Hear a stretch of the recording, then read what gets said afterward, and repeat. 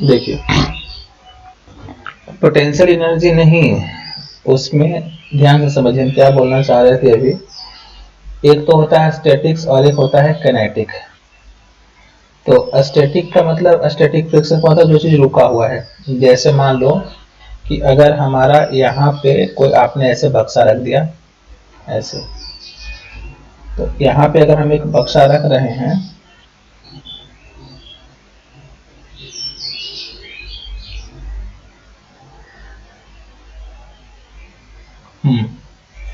कहाँ चला गया, हाँ, अगर मान लो यहाँ पे आप एक ऐसे बक्सा रख रहे हो और आपने लेटर सपोज यहाँ पे कुछ फ्रिक्शन था हमारे पास, सुन रहे हो कि नहीं सुन रहे हो, फ्रिक्शन था कुछ, तो आपने लेटर सपोज इधर से 10 न्यूटन का फोर्स अप्लाई किया, बट इसका मूवमेंट नहीं हुआ, ये स्टैटिक ही रहा। स्टैटिक का मतलब रुका हुआ है। तो रुका हुआ क्यों है? अगर इधर से 10 न्यूटन का फोर्स लगा है और फिर भी यह वहीं पे रुका हुआ है, इसका मतलब यह हुआ, हमने पढ़ा था कि कोई भी चीज रुका हुआ कब रहता है, जब उसके ऊपर नेट फोर्स 0 होना चाहिए। इसका मतलब कि अगर इसके ऊपर इधर 10 न्यूटन का फोर्स आया है, तो इसका अपोजिट डायरेक्शन में भी कहीं ना कहीं 10 न्यूटन का फोर्स लग रहा होगा, तभी तो इसको कैंसिल करेगा फोर्स, है ना। तो यानी कि इसके अपोजिट डायरेक्शन में फ्रिक्शन फोर्स हमारा लग रहा होगा। उस फ्रिक्शन फोर्स के कारण क्या है कि इस ऑब्जेक्ट का मूवमेंट रुक गया। अब मान लो कि तुम 15 न्यूटन का फोर्स लगाए और फिर भी अगर रुका हुआ है, तो उस समय तुम्हारा फ्रिक्शन फोर्स भी बढ़ के 15 न्यूटन हो जाएगा। जैसे इसका यहाँ पे एक कहानी सुनाते हैं उसका, शिशुपाल का और श्री कृष्ण भगवान का, याद है? शिशुपाल का 100 गाली माफ था, उसको वरदान मिला हुआ था भगवान से कि तुम 100 गलती कर सकते हो।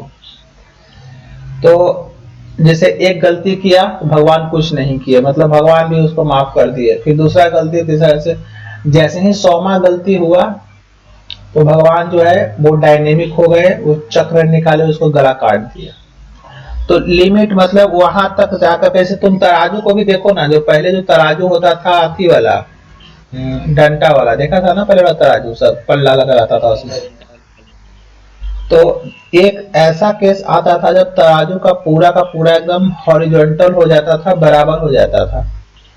अगर अब उसे हम जरा सा ज्यादा वजन डालेंगे तो तराजू झुक जाएगा उसके तरफ। तो जब जिस कंडीशन में पूरा बराबर था ना, वो हमारा था लिमिटिंग केस। सेम फ्रिक्शन में भी होता है, जितना उसका फ्रिक्शन का जो वैल्यू है, अगर उससे आप ज्यादा वहां पे फ्रिक्शन लगाओगे, तब जाकर के वहां पे क्या हो जाएगा आपका कि वो तुरंत किनेटिक में बदल जाएगा, चलना। जैसे मान लो तुम बक्सा लगाए हो और बक्सा का कैपेसिटी है कि वो 100 न्यूटन तक रुका रहेगा, तो तुम 99 लगा दोगे तब भी बक्सा नहीं चलेगा, 100 लगाओगे तब भी नहीं चलेगा। बट जैसे ही 100 से ज्यादा लगा दोगे, बक्सा मूव करना शुरू कर देगा। तो अब जो उसका स्टैटिक का केस था वो बदल के क्या हो गया, डायनेमिक हो गया। हाँ सर, सही बात। अभी हम यही क्वेश्चन पूछने वाले थे, पहाड़ वाला।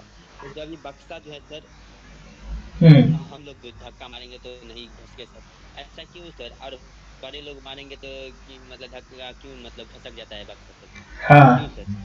वही वही बात है कि हमारा क्या होगा यहाँ पे कि वहां पे जो बक्सा का, मान लो कि वही तो बताया कि अगर मान लो कि आपका 100 न्यूटन का इसका रोकने का ताकत है, तो अगर बड़ा आदमी 100 न्यूटन फोर्स लगा दिया होगा तो वो आगे बढ़ गया।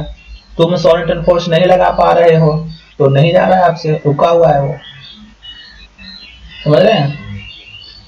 तो हाँ, तो हमारा यहाँ इस चैप्टर में क्या पढ़ेंगे, इलेक्ट्रोस्टैटिक्स है।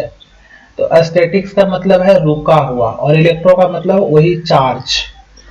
तो एक चीज तो तुम जान लो कि जो दुनिया जो है हमारा, हाँ, जैसे हम अभी बक्सा को धक्का देंगे तो हम कैसे पता करेंगे सर कि इसमें कितना न्यूटन का फोर्स लग रहा है हमारे बॉडी से, और ये जो ये घसक रहा है, कैसे पता करेंगे सर? तो ठीक है, तो तुम क्या कर सकते हो, जो तुम्हारा बक्सा है उसको तुम पहले उसका वेट मेजर कर लो कि वो कितना किलो का बक्सा है, ठीक है। अच्छा। हाँ हाँ।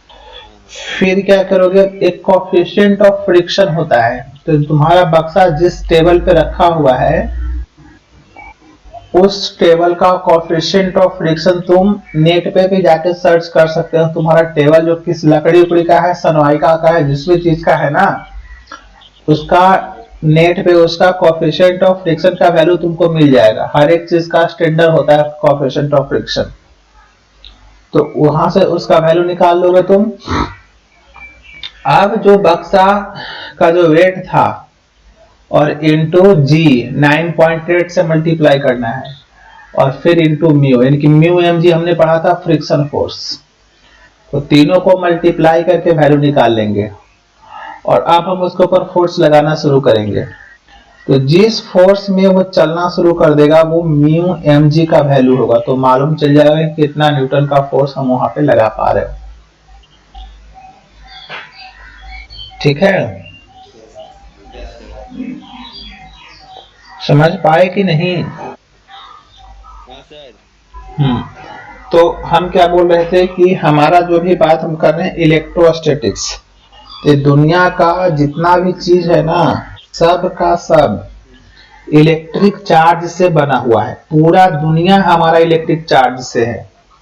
इवन हमारा जो पूरा दुनिया में चार्ज है, हाँ पूरा दुनिया में चार्ज है हर चीज में। यहाँ तक कि हमारा जो शरीर है ना, हमारा शरीर के अंदर भी करंट फ्लो कर रहा है, हमारा शरीर के अंदर भी पोटेंशियल है, हमारा शरीर के अंदर सब कुछ है। हमारा कुछ कुछ तो ऐसा ऐसा बैटरी भी निकला है, घड़ी निकला है कि तुम घड़ी पहन लोगे ना तो वो घड़ी तुम्हारा शरीर का ही इलेक्ट्रिसिटी से चार्ज हो जाएगा। कई बार ऐसा एक्सपेरिमेंट यूट्यूब में देख सकते हो कि आदमी जो छोटा छोटा जो भुकभुकवा घड़ी होता है ना, वो अपना शरीर से भुकभुकवा घड़ी चला देता है। हाँ, तो ये सब क्योंकि हमारा शरीर जितने भी दुनिया की चीजें हैं सबका सब इलेक्ट्रिक चीज से बना हुआ है। हर चीज में इलेक्ट्रिक चार्ज है, एवरीथिंग। ये बात अलग है कि जैसे पेड़ हो गया, चाहे तुम्हारा लकड़ी हो गया, ईंटा पत्थर हो गया, इसमें भी चार्ज है। लेकिन यहाँ पे क्या है कि जितना इसके पास पॉजिटिव चार्ज है ना, उतना ही उसके पास नेगेटिव चार्ज भी है।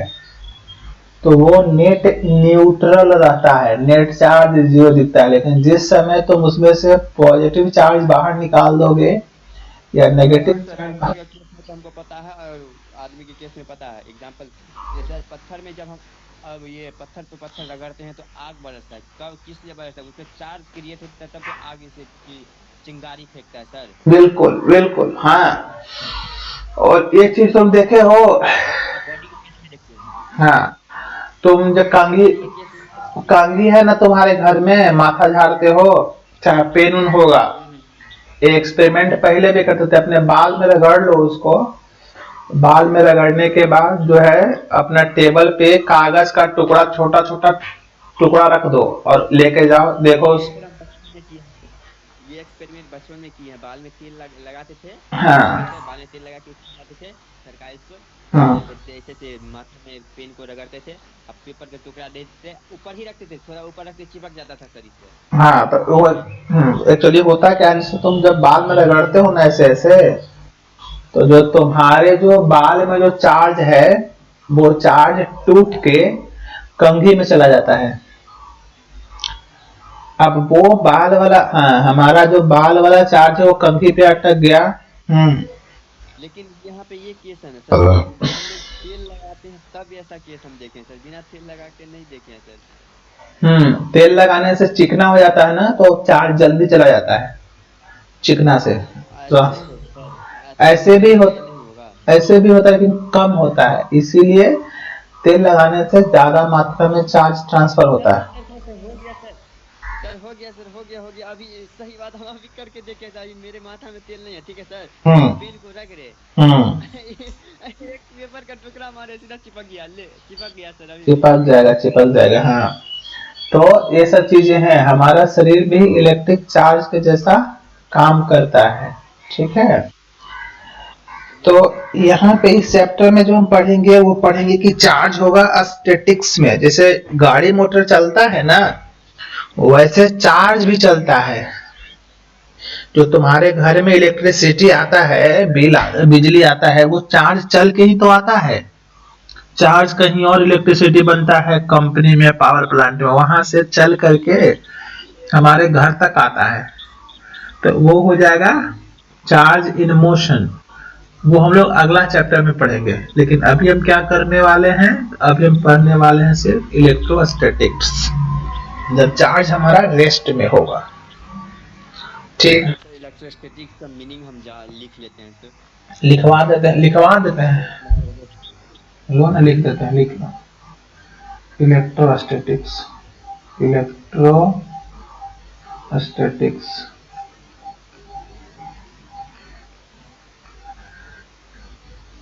लिख लो। Study of charge, study of charge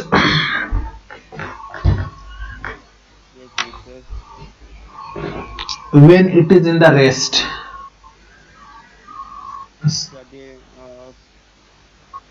A study of charge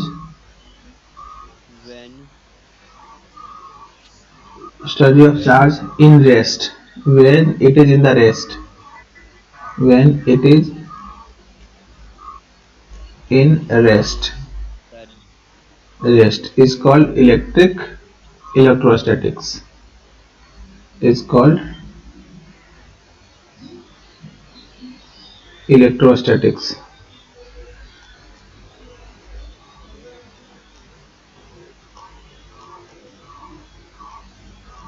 ठीक है, हो गया तक। तो सबसे पहले हम चार्ज का डेफिनेशन पढ़ेंगे कि चार्ज होता क्या है। तो उनसे पहले सर कुछ साइंटिस्ट लोग थे, तो इसका मैं ज्यादा डेफिनेशन नहीं दिया हूँ, एनसीईआरटी में भी दिया हुआ है ना, साइंटिस्ट के बारे में। कि जैसे ये है, देखो इनका नाम क्या है, कुलम्ब जी जो थे, यही चार्ज के मेन खोजकर्ता माने जाते हैं। इन्हीं के नाम पर चार्ज का यूनिट इन्हीं के नाम पे रखा गया है, क्योंकि चार्ज के फाउंडर यही हैं, यही बताए थे चार्ज के बारे में सब कुछ दुनिया को। ये जो आदमी है, देख लो आदमी को, आदमी दिख रहे हैं? हाँ सर, हमारे एनसीईआरटी में भी दिख रहे हैं, इलेक्ट्रिक चार्ज एंड फील्ड में। हाँ, तो इसमें चार्ल्स ऑस्टिन जे कुलम्ब जी जो थे, देखो इनका जन्म और मृत्यु दिया है। 1736 में जन्म हुआ था, 1806 तक ये रहे। कुलम्ब कहाँ के थे? फ्रांस के थे। French physics began his career as the military engineer. जैसे इंडियन आर्मी में इंजीनियर होता है ना, वैसे ही ये फ्रांस के जो आर्मी था उसमें इंजीनियर के पद पे थे। इन द वेस्ट इंडीज में थे, अभी वो वेस्ट इंडीज हो गया है। ठीक है। In 1776 he returned to the Paris and retired to a small estate to do his scientific research। उसके बाद क्या हुआ? 1776 में वो रिटायरमेंट ले लिए, बोले कि हमको काम नहीं करना है। क्यों भाई? तो ये चाहते थे कुछ रिसर्च करने के लिए, तो उस समय इन्होंने रिसर्च करना शुरू किया। ही इन्वेंटेड, ना इंडियन नहीं थे, फ्रेंच के थे, फ्रेंच। अभी आज उसको हम लोग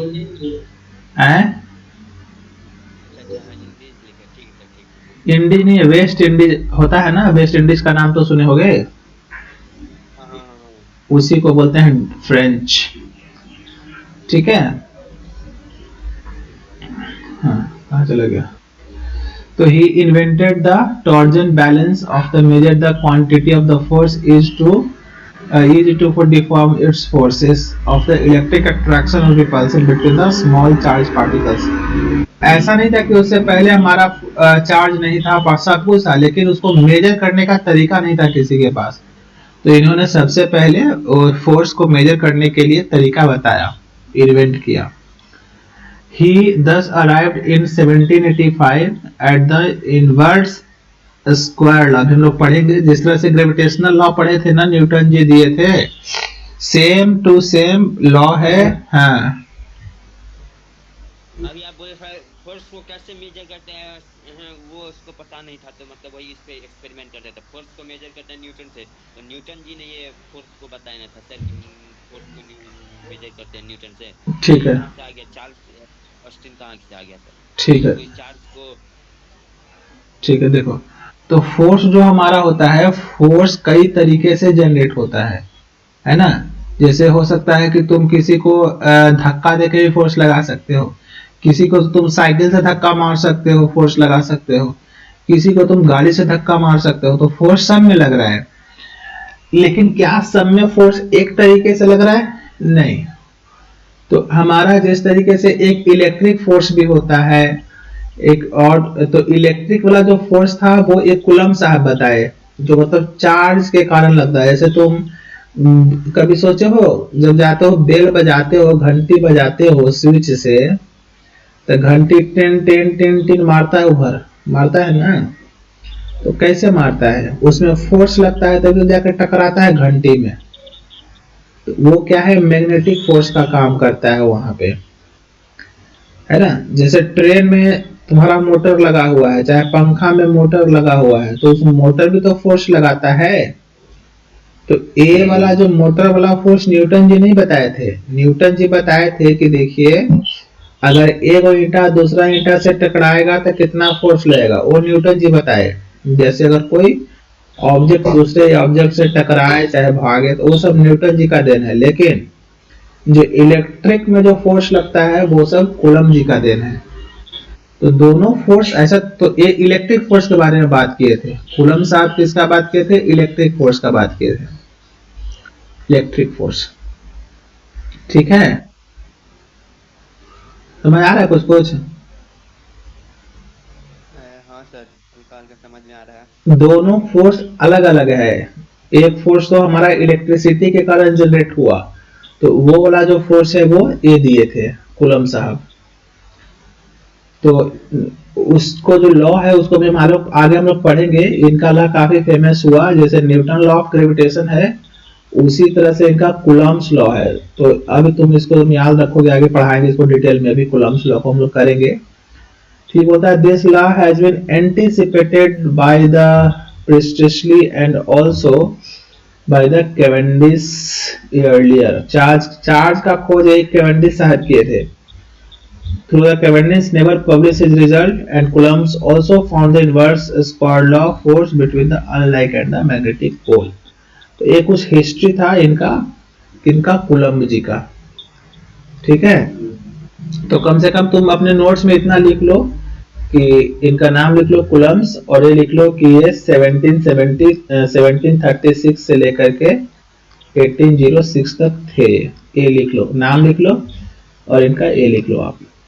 मतलब समझे नहीं सर। सर इसको तुम कैसे लिखेंगे, 7036 और 80 मतलब 6 सर, ये कैसे लिखेंगे तो क्या? इनका नाम लिख लो चार्ल्स, ऊपर में नाम लिख लो चार्ल्स ऑगस्टिन जे कूलम्ब्स, 1736 से 806। ऐसा लिखने से क्या होगा कि जैसे तुमको साइंटिस्ट का नाम पता रहेगा, जब रिवाइज करोगे ना, तो नाम इनका तुम देखोगे तो तुमको पूरा याद हो जाएगा, और डेट ऑफ बर्थ इनका याद रहेगा, तो जीके में कोई पूछ सकता है, तो याद रह अच्छा, सकता है। ये डेट ऑफ बर्थ किस लिए दिया है सर? मतलब ये एक्सपेरिमेंट किया इतने हाँ गुलाम लॉ का डिस्कवर किया सर? हाँ हाँ, ये इनका डेट ऑफ बर्थ है। इसमें लिखते हैं सर कि हाँ ये चार्ल्स लॉ जो है डिस्कवर किया 1936 एंड 807 में, ये गुलाम्स लॉ का। हाँ, पूछ सकता है कि जो चार्ल्स जी जो थे वो किस किस के बीच में कुलम्स लॉ का डिस्कवरी हुआ, किस साल में। तो हमको पूछे या ना पूछे सर, हमको नॉलेज रहना चाहिए बस, वो हम नहीं जानते हैं। हमको बस सब कुछ पता रहना चाहिए वाह, बस। ठीक है। हमको एग्जाम से कौन लेना देना है, हमको सब कुछ पता रहना चाहिए, तो फर्स्ट एग्जाम में आएगा नहीं आएगा उससे नहीं लेना देना है, बस बिल्कुल ठीक। एक ही बात है हमको। बिल्कुल ठीक। ठीक है, तो लिख लो इनका नाम कूलम जी का, Coulomb's law.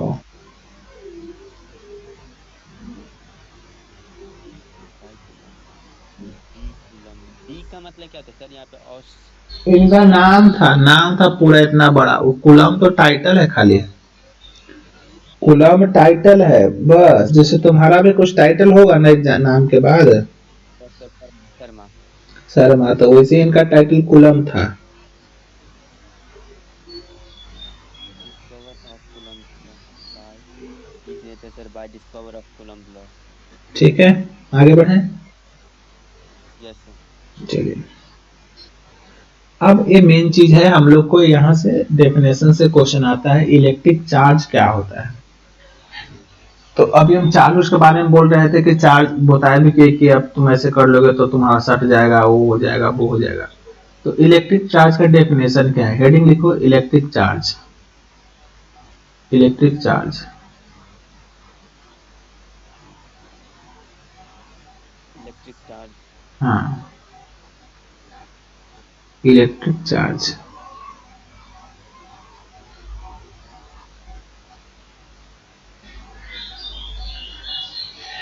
Yes sir, electric charge. तो देखो, इलेक्ट्रिक चार्ज क्या है एक्चुअली, कि वो हर एक मटेरियल का प्रॉपर्टी है। प्रॉपर्टी किसको बोलते हैं, जिसको आप अलग आसानी से नहीं कर सकते। जैसे तुम्हारा जो नेचर है, नेचर तुम्हारा प्रॉपर्टी हो गया।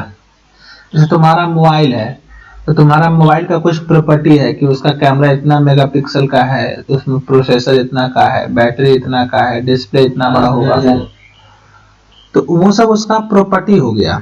सिमिलर तरीके से हर एक जो मटेरियल है ना, उसमें चार्ज उसका एक प्रॉपर्टी होता है। जैसे तुम जानते हो कि लोहा भारी होता है, लकड़ी हल्का होता है, तो तुम कहोगे ऐसा क्यों है सर, को क्योंकि वेट जो है वो मटेरियल का प्रॉपर्टी होता है।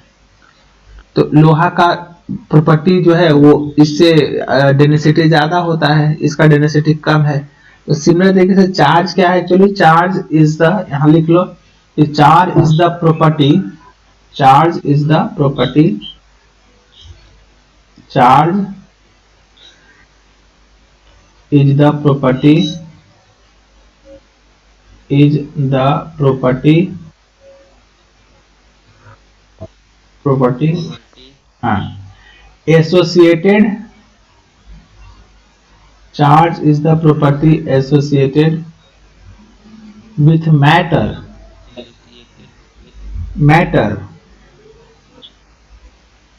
charge is the property associated with the matter, due to which, due to which, due to due which, to which. हाँ, it produce, due to which it produce and experience, it produce and experience,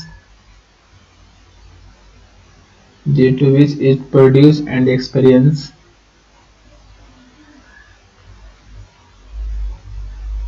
due to which it produce and experience sir electrical and magnetic effect, electrical and magnetic effect,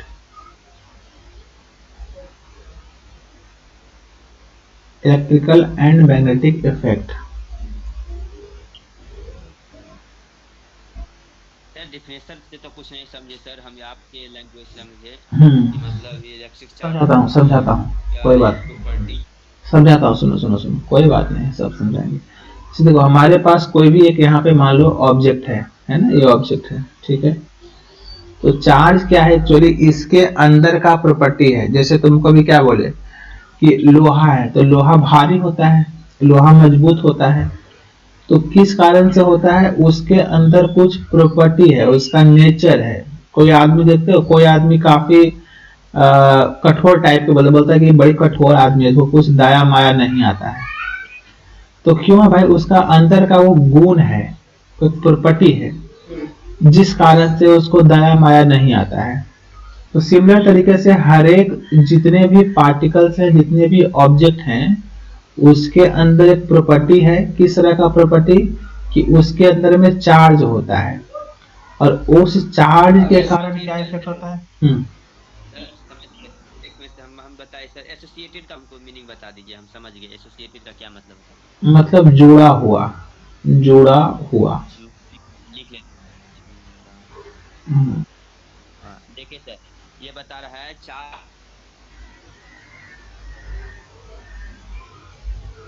इससे matter से, वो matter जो है कि ये produce करता है sir, matter produce करता है sir, electrical and magnetic effect produce करता है सर, ठीक है। हाँ ठीक।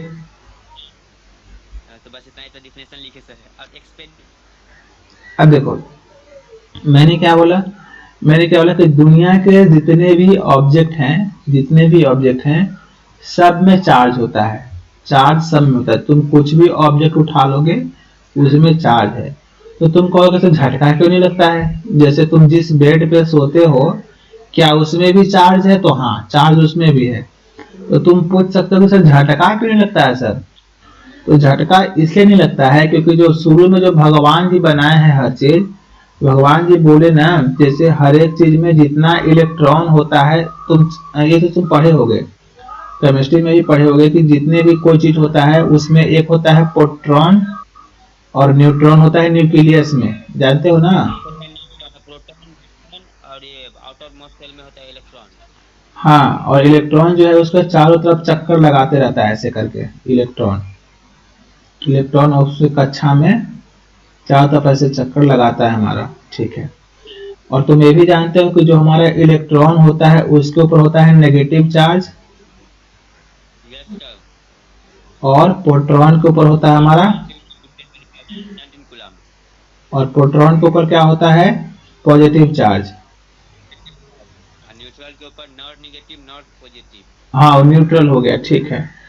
तो देखो होता क्या एक्चुअली, जब स्टार्टिंग में भगवान कोई भी चीज जो बना के, जैसे लकड़ी हो गया चाहे लोहा हो गया, तो उसके ऊपर जितना प्रोटॉन होता है उतना न्यूट्रॉन भी भगवान बना कर दिए हैं। जैसे मान लो कि अगर ये कोई टुकड़ा है लकड़ी का चाहे लोहा का किसी भी चीज का, तो अगर इसमें 20 गो भगवान इलेक्ट्रॉन दिए हैं तो इसमें भगवान 20 गो प्रोटॉन भी दिए हैं।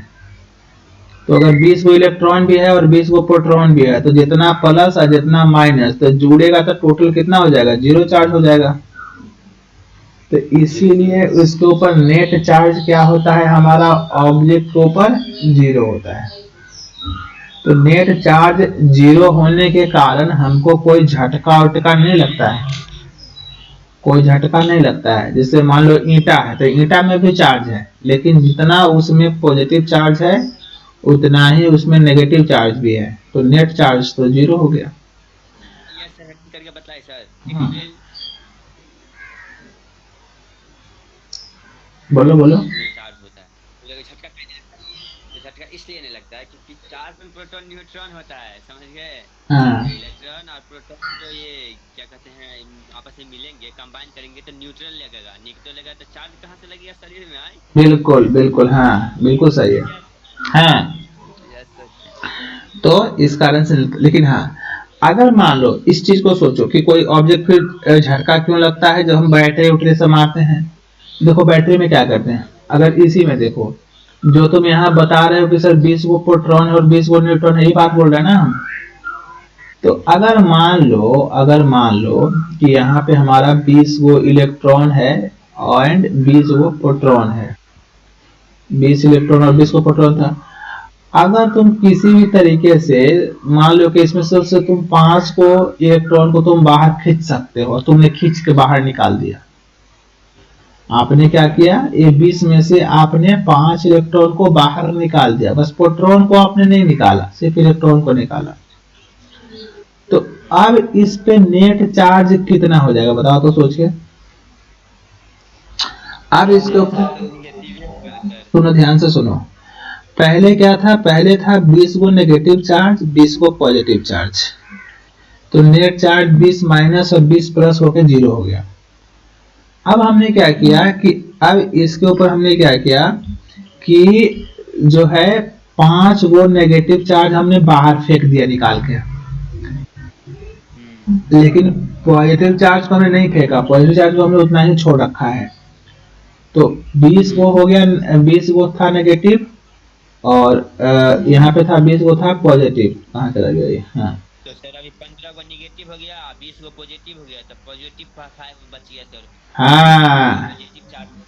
तो अब 15 और प्लस यहाँ पे हो गया 20 पॉजिटिव, तो अब हमारे पास इसके ऊपर नेट 5 को पॉजिटिव चार्ज आ गया था, यही हमारा बड़ी चार्ज हो गया। तो बैटरी में हम यही करते एक्चुअली, जो तुम लिथियम बैटरी लगाते हो, चाहे जो बैटरी वोल्ट वाला बैटरी चार्ज करते थे ना, वो हम एक्चुअली करते यही हैं कि जो इलेक्ट्रॉन को खींच के बाहर दे देते हैं। चाहे एक काम तो हमने क्या किया कि हमने इलेक्ट्रॉन को बाहर खींचा, एक तरीका ये हो गया चार्ज करने का।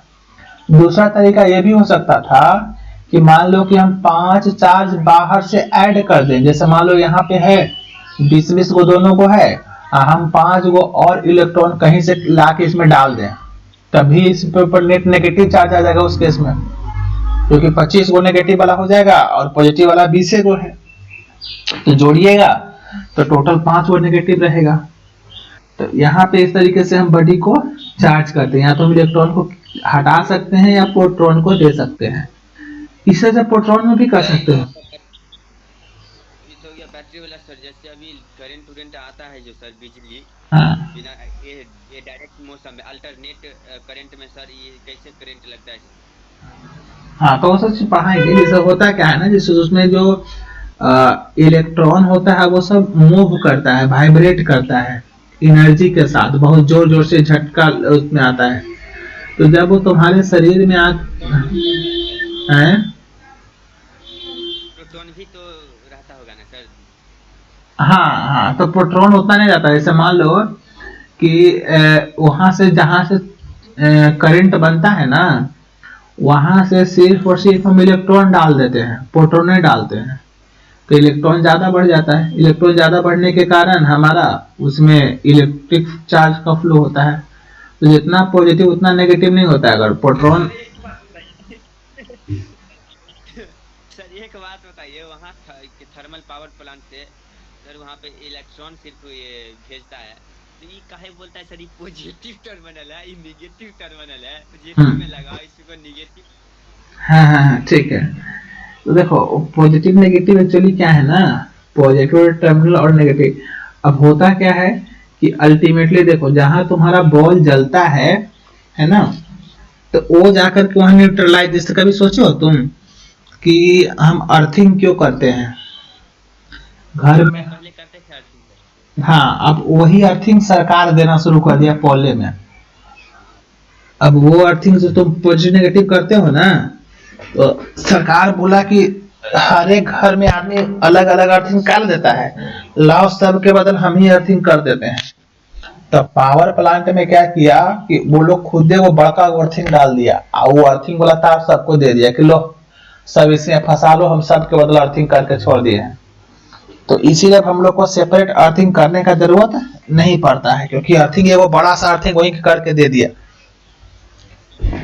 और वो चीज बढ़िया भी है, क्योंकि पहले देखता था बड़ी आदमी का लाइन मारता था और थिंगवे में लाइन मार देता था, सब अपना घरे में तार लगेले रहता था, उन्हें गया और थिंग कैसे गलती से छू दिया, लाइन मार दिया उसको, है ना। तो चलो, तो वो सब चीज था। अब यहाँ पे वही पे यहाँ पे लिखा है कि the excess or deficiency of electrons in a body cause the net charge on the body। वही जैसे अभी हम तुमको बताए कि जैसे मान लो कि यहाँ पे 20 इलेक्ट्रॉन्स था, 20 प्रोटॉन था, और अगर तुम 5 को इलेक्ट्रॉन और डाल दिए तो इलेक्ट्रॉन तुमने बढ़ा दिया, तो इलेक्ट्रॉन बढ़ने के कारण इसके ऊपर नेट नेगेटिव चार्ज आ गया। या अगर तुम प्रोटॉन हटा दिए तो नेट पॉजिटिव चार्ज आ गया। तो नेगेटिव पॉजिटिव जो चार्ज बनता है वो कैसे बनता है? एक्सेस ऑफ इलेक्ट्रॉन के कारण, चाहे प्रोटॉन के कारण। तो ये तो बात समझ में आया कि कोई भी ऑब्जेक्ट चार्ज कैसे होता है, मालूम चला? हाँ सर, मालूम चला सर। चलो, तो अब नीचे लिखो वहां पे टाइप ऑफ चार्ज के बारे में, काफी इंपॉर्टेंट है सब चीज। हेडिंग दो टाइप ऑफ चार्ज, हाँ सर। लिख लो हेडिंग में type of charge. Type of type of charge,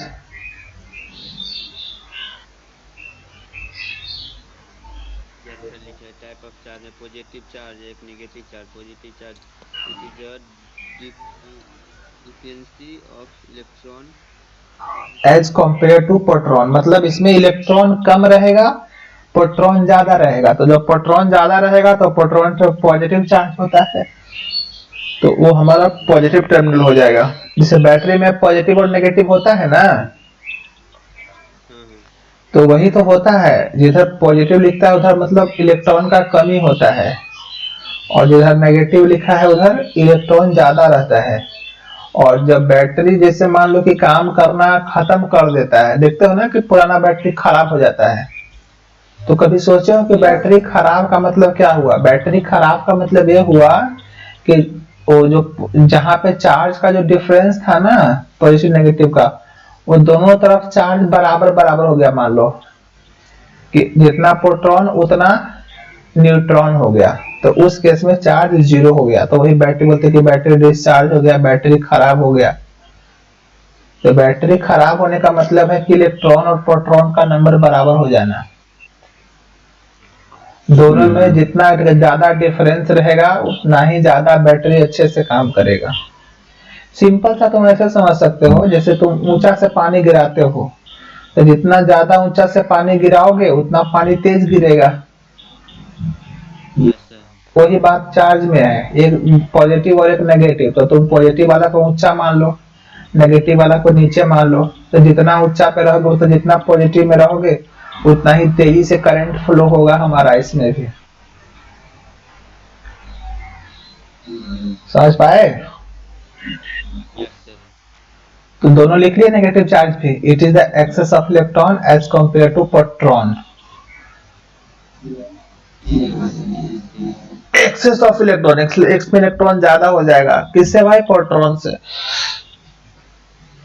access of electron as compare to proton.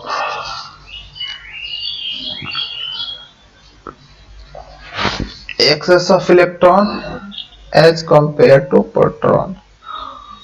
एक बात तो चीज जरूर सीखे हैं सर। हाँ। कितना भी पढ़ ले हम, कितना भी समझ ले हम, रोज नहीं रिवाइजिंग करेंगे तो कुछ नहीं होगा। देखिए सर, अभी अगर समझा दिए ना सर आप, ऐसे कहीं पढ़ाए तो भूल नहीं जाएगा सर। कोई बताए पूछेगा अभी तो जवाब दे देंगे, जब कल ये सवाल पूछेगा तो नहीं जवाब दे पाएंगे, ये हमको पता है।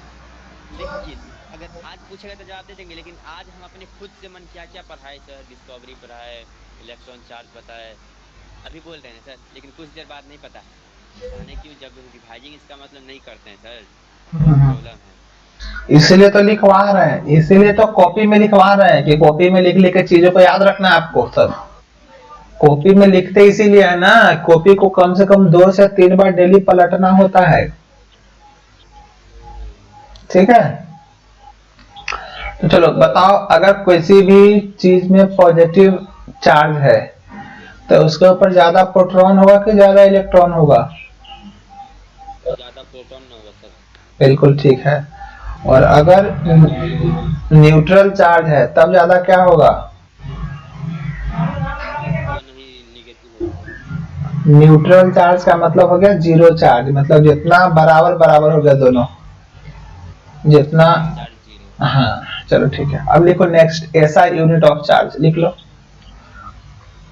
ऐसा यूनिट ऑफ चार्ज,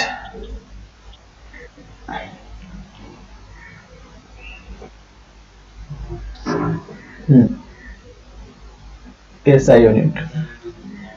तो एक जैसे तुम याद किए हो ना फॉर्मूला, वेलोसिटी बराबर डिस्टेंस बटे टाइम, वैसे ही एक फॉर्मूला रट लो तुम, करंट इक्वल टू चार्ज बटे टाइम। रट लो एकदम, करंट बराबर होता है चार्ज बटे time, current equal to charge बटे टाइम। या इसको ऐसे भी लिखते हैं, करंट का मतलब आई, चार्ज को डिनोट करते हैं क्यू से और टाइम को टी से। तो क्यू आई बराबर हो गया क्यू बटे टी। आई बराबर, आई का मतलब करंट होता है, करंट को डिनोट करते हैं आई से, आई से, चार्ज को डिनोट करते हैं क्यू से और टाइम को करते हैं टी से। तो क्यू आई बराबर क्यू बटे टी। ठीक है,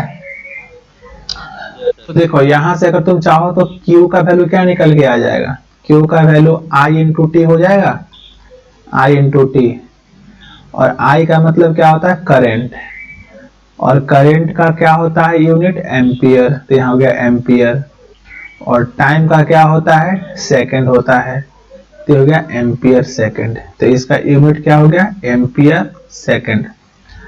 अब चूंकि इस बात को कूलम साहब बताए थे तो एम्पियर सेकंड को मिला करके कूलम बोल दिया गया। बोला कि कहला बार बार दो दो चीज लिखोगे, एम्पियर भी लिखोगे फिर सेकंड भी लिखोगे, उससे अच्छा है कि एक ही बार में खाली कूलम लिख दो। तो लोगों ने बोला कि ठीक है, चार्ज का यूनिट को हम कूलम बोल देंगे। कूलम किसको बोलते हैं, एम्पियर इंटू सेकेंड को ही कूलम बोलते हैं। ठीक है, यस सर। दूसरा इसका डायमेंशन बताओ, डायमेंशन निकालो खुद से, डायमेंशन ऑफ चार्ज निकालो, डायमेंशन ऑफ चार्ज,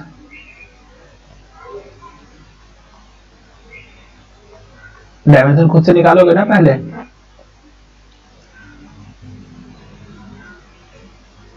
डायमेंशन तो निकाल ही सकते हो। ये I इक्वल टू हो गया Q अपॉन में T। हाँ, ठीक सर।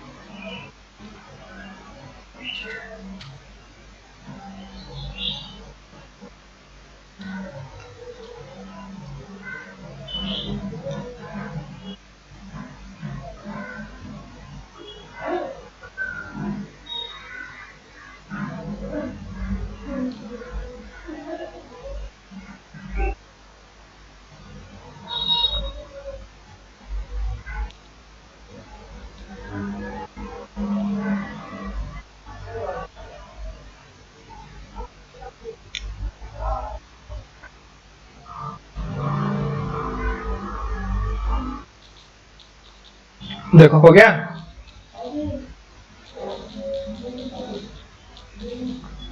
डायमेंशन निकाल लिए ना। Yes sir. हाँ, के पावर ये 2 L के पावर 0 एंड T के पावर 1। देखो Q बराबर क्या हो गया I इंटू टी, तो I चलो वो सब तो जीरो हो ही जाएगा, एम एल टी। I के लिए अलग डायमेंशन में लगाया गया है, A लिखना होता है और टाइम का टी, तो इसका डायमेंशन हो जाएगा 80। ध्यान रखना इस चीज का, जैसे मास के लिए एम लिखते हैं, मास के लिए एम लिखते थे ना, M stand for mass, length के लिए एल लिखते थे, टाइम के लिए टी लिखते थे, तो उस तरीके से करंट के लिए ए लिखेंगे, करंट के लिए ए लिखेंगे हम लोग। ठीक है, करंट को डिनोट करते हैं A से। ए से हो गया। Yes sir. हाँ, तो ये सब चीज है यहाँ पे, और देखो ये Millikan determine the quanta of the charge, चलो ये चीज भी बहुत इंपॉर्टेंट है। अब ध्यान दो, अगला एक चीज पढ़ना है देखो, क्वांटाइजेशन ऑफ चार्ज। क्या पढ़ना है, quantization of charge. Quantization of charge का मतलब यह है कि तुम चार्ज को कभी भी ब्रेक नहीं कर सकते। जैसे चार्ज मान लो जब भी दोगे ना, तो या तो एक चार्ज दोगे, चाहे दो चार्ज, चाहे तीन चार्ज, तुम ऐसा नहीं कर सकते कि तुम अढ़ाई चार्ज कभी दो, अढ़ाई चार्ज कभी एग्जिस्ट नहीं करता। यानी कि चार्ज जो हमेशा हमेशा होता है वो इंटीग्रल मल्टीपल होता है, यानी कि चार्ज कभी भी फ्रैक्शन में नहीं आता है। इलेक्ट्रॉन का जो वैल्यू है, इलेक्ट्रॉन को तुम फ्रैक्शन में नहीं लिख सकते कि हाँ दो इलेक्ट्रॉन चार्ज आया चाहे तीन इलेक्ट्रॉन गया, ये ठीक है, बट 2.5 नहीं आएगा, 3.2, 3.6, 3.9, मतलब कुछ भी फ्रैक्शन का चीज नहीं आएगा कभी भी। इलेक्ट्रॉन को हम लोग डेसिमल में नहीं लिख सकते।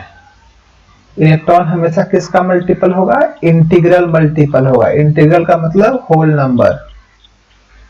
बात समझ में आया। इसी टॉपिक को बोलते हैं क्वांटाइजेशन ऑफ चार्ज। क्वेश्चन में पूछता भी है कि what do you mean by the quantization of charge. इससे आगे मिल जाएगा अभी। चलो नेक्स्ट पेज पे चलते हैं हम। तो नेक्स्ट यहाँ पे लिख लो specific property of charge. Charge का क्या क्या प्रॉपर्टीज है? Specific properties of charge. तो जैसे चार्ज जो होता है ना वो होता है स्केलर क्वांटिटी। स्पेसिफिक का मतलब हो गया कि कुछ गिना चुना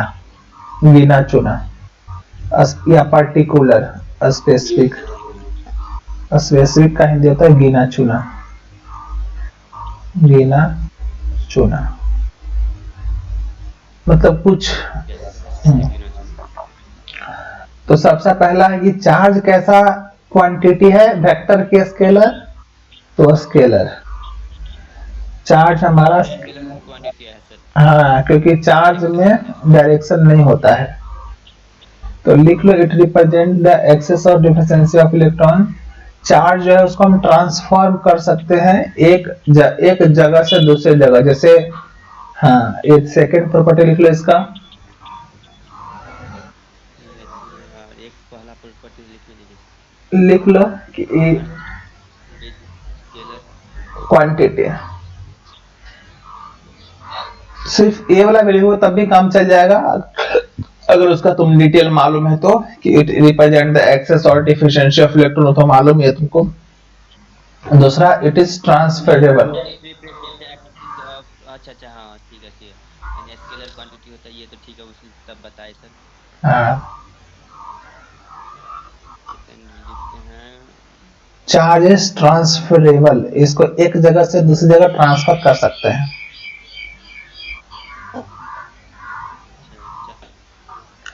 जैसे पावर प्लांट में इलेक्ट्रिसिटी बनता है लेकिन वो तुम्हारे घर तक पहुंच के आता है ना, तो एक जगह से दूसरी जगह हम ट्रांसफर कर सकते हैं। तीसरा charge is always associated with the मास। तो जिस भी ऑब्जेक्ट में मास है वहां हर जगह पे चार्ज होता है ऑटोमेटिक। जिसमें मास है उसमें चार्ज होगा, बस सिंपल सा बात है।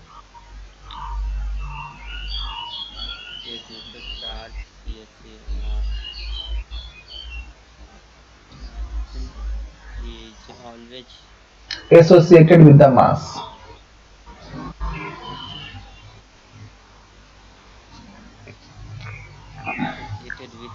मास, ठीक है। मतलब इसका कहने का मतलब है सर कि हर एक बॉडी में चार्ज होता है। हर एक बॉडी में चार्ज होता है हाँ, यानी कि बिना मास का चार्ज नहीं हो सकता। हम कभी ऐसा नहीं बोल सकते कि कहीं स्पेस में चार्ज होगा। अगर स्पेस में मास नहीं है तो चार्ज नहीं होगा। मतलब चार्ज होने के लिए मास होना जरूरी है, सिंपल सा बात है। ठीक है। तो अभी तो ऐसे बहुत कुछ है बट थोड़ा थोड़ा करते हैं, बाकी का नेक्स्ट क्लास में करते हैं अभी, है ना। तो आज बेसिक डेफिनेशन तुमको बताए हैं, इसको तुम अच्छे से रिवाइज करो, एक बार देखो। Charge can not exist without mass, through mass can exist without charge. हम नहीं समझे सर। वही तो लिखा है इस बात को कि charge is always associated with the mass. Charge can not exist without mass. मतलब अगर चार्ज नहीं मास नहीं होगा तो वहां चार्ज एग्जिस्ट ही नहीं कर सकता।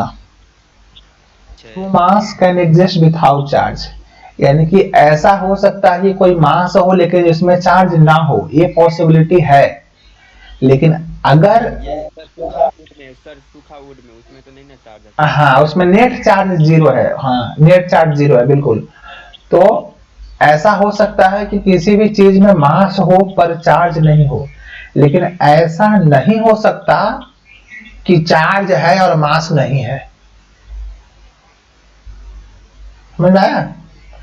चार्ज होगा तो जरूर से जरूर मास होगा, लेकिन अगर उसमें हमारा लिख लो, चाहो तो लिख लो, कोई दिक्कत नहीं, लिख लो लिख लो, इंपॉर्टेंट पॉइंट है सब, लिख लो, बढ़िया है। पहला बोला है so the presence of charge itself convenience to prove the existence of mass. The mass of a body changes after the being charged. अच्छा देखो ये बात भी है, जैसे मान लो तुम जो बैटरी लाते हो ना, तो तुम अगर बैटरी चार्ज करवा के लाते हो तो उसका मास देखो बढ़ जाता है, और अगर जो बॉडी तुम डिस्चार्ज होता है तो उसका मास घट जाता है। अगर जो तुम्हारा जो वायर है ना, जिसमें तुम अगर तुम इलेक्ट्रिसिटी का स्विच दबा देते हो तो तुम्हारा तार भारी हो जाता है, क्योंकि उसमें चार्ज दौड़ना शुरू कर दिया। तुम ऐसे सोचो ना जी, मान लो कोई ब्रिज है, तुम ब्रिज पे कोई ट्रक को तुम दौड़ाओगे तो ब्रिज पे ज्यादा भार पड़ेगा कि नहीं? सिंपल सा बात है।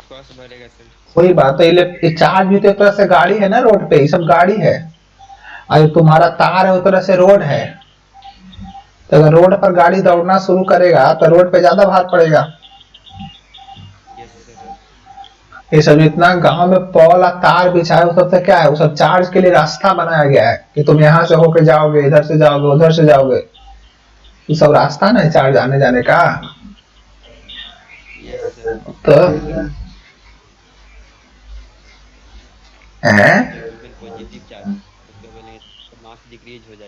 हाँ, अगर पॉजिटिव चार्ज देंगे तो मास डिक्रीज हो जाएगा, अगर नेगेटिव चार्ज देंगे तो मास इंक्रीज हो जाएगा। ठीक है सर, ऐसा पॉजिटिव चार्ज देंगे तो डिक्रीज होगा जब मास। देखो तो हमारे पास कहाँ गया, यहाँ पे आ गया, ये कोई बॉडी है, ठीक है। मान लो अभी इसके ऊपर 10 गो इलेक्ट्रॉन भी है और 10 को प्रोटॉन भी है। हम लोग जानते हैं कि प्रोटॉन का जो मास होता है वो इलेक्ट्रॉन से ज्यादा होता है, प्रोटॉन जो होता है वो इलेक्ट्रॉन से ज्यादा भारी होता है, मालूम है कि नहीं? प्रोटॉन जो होता है वो ज्यादा भारी होता है इलेक्ट्रॉन से, इलेक्ट्रॉन हल्का होता है, इसलिए तो इलेक्ट्रॉन की तरह चक्कर लगाते रहता है बाहर में, हल्का होने के कारण घूमते रहता है ये मास, ठीक है। अब इसके ऊपर क्या हुआ कि नेट अगर क्या बोला है क्वेश्चन कि when body is given the positive charge, ध्यान से देखो, अगर यहाँ पे पॉजिटिव चार्ज कब होगा, तो पॉजिटिव चार्ज जब होगा जब इसमें हम क्या करेंगे, इलेक्ट्रॉन को निकाल देंगे। इलेक्ट्रॉन निकालना पड़ेगा ना, तभी तो पॉजिटिव बनेगा। मान लो कि 10 को इलेक्ट्रॉन है, 10 को प्रोटॉन भी है ना, तो तुम क्या करोगे, इसमें से इलेक्ट्रॉन को खींच कर बाहर कर दोगे। जैसे मान लो कि यहाँ से तुम्हारा 10 गो इलेक्ट्रॉन था तो तुम यहाँ से 5 गो इलेक्ट्रॉन खींच कर बाहर फेंक दिए, ठीक है। तो अगर तुम किसी चीज में से कोई चीज निकाल कर बाहर फेंकोगे तो हल्का होगा कि भारी होगा? हल्का होगा, obvious सी बात है। तो अगर हम इलेक्ट्रॉन को निकाल कर बाहर फेंकेंगे तो उसमें से इलेक्ट्रॉन घटेगा ना जी, तो उसका मास घटेगा। अगर पॉजिटिव चार्ज बनाना है तो इलेक्ट्रॉन को हम बाहर खींच कर फेंकेंगे, तो फेंकेंगे बाहर तो उसका मास, नेट मास घटेगा। और जब नेगेटिव चार्ज करते हैं तो हम इलेक्ट्रॉन को बाहर से और उसमें जोड़ देते हैं तो उसका नेट मास बढ़ जाता है। तो अगर नेगेटिव चार्ज होगा तो हम बाहर से इलेक्ट्रॉन ऐड करते हैं जिसके कारण से उसका मास बढ़ जाता है। अगर पॉजिटिव चार्ज करते हैं तो हम अंदर से इलेक्ट्रॉन खींच खींच के बाहर फेंकना शुरू करते हैं जिसके कारण उसका मास घट जाता है। समझना है? यहां तक ठीक हुआ? हाँ, तो चलो बाकी का नेक्स्ट क्लास में करते हैं, इसको अच्छे से रिवाइज करके रखना है आपको, ठीक है? हाँ ठीक है, ठीक है, हाँ ठीक है, तो मैं रहता हूँ, चलो ठीक है, धन्यवाद।